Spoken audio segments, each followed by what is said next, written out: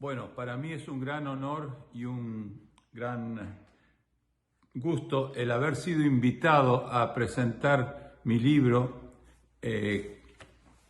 Cantos al Encuentro,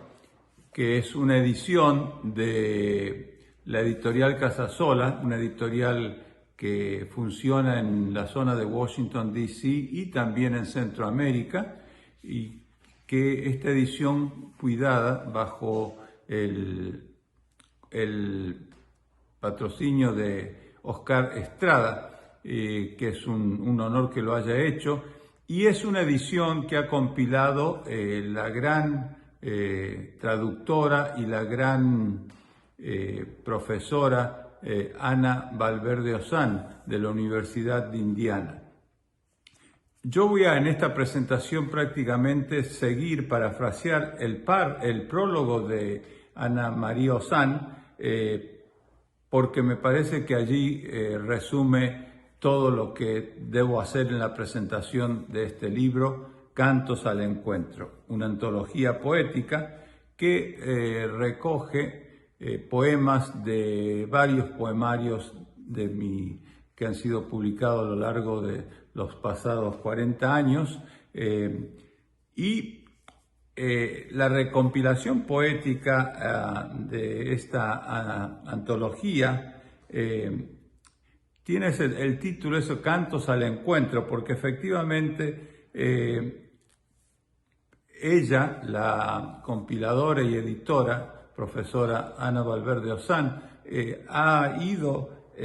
comprobando cómo estos poemas simbolizan los encuentros del poeta, de mi propia experiencia,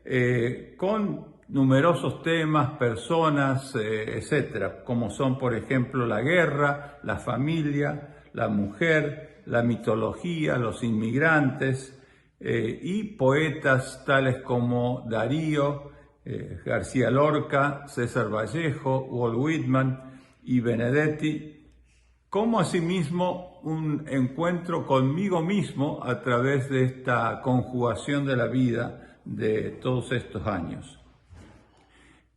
Aquí ella empieza con los poemas del poemario Poemas de Amor y Vida, que fue publicado en el año 1987, pero que en realidad tenía poemas fechados en el año 1974, etc. Y desde la editora resalta el hecho como desde mis 12 o 13 años empecé a escribir poesía y a tener esa predilección por la poesía, y eso motivó que mi madre me regalase una antología de César Vallejo en esa edad. Yo creo que motivada por su colega en la Universidad Nacional de Córdoba, el gran vallejiano Juan Larrea. Es interesante cómo en esta antología Ana María Ozán ha compilado poemas diversos y muy interesantes, algunos de los cuales obviamente han tenido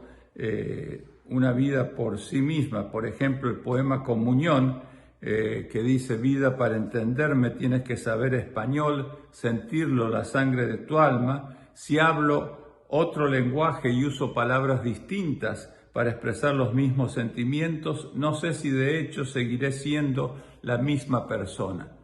Y este es uno de mis encuentros precisamente con el inglés. Este poema fue escrito posiblemente en los años 70, y cómo, digamos, el hecho de hablar y de expresarme en otro idioma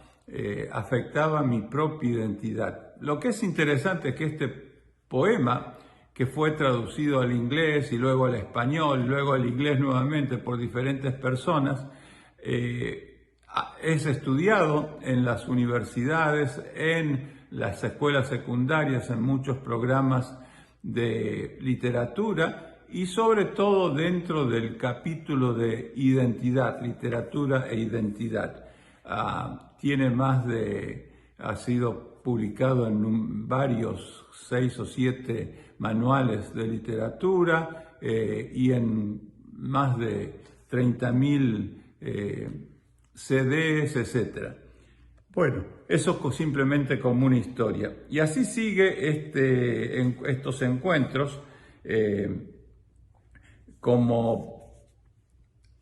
digamos, recorriendo los poemarios, como además de este poemario, Poemas de Amor y Vida, luego recoges poemas de otros libros que son interesantes desde el punto de vista de la conjugación ontológica, digamos, y los encuentros. Por ejemplo, luego sigue con Los habitantes del poeta, en el cual pues hay una serie de referencias mitológicas, como por ejemplo la leyenda de Drizzt,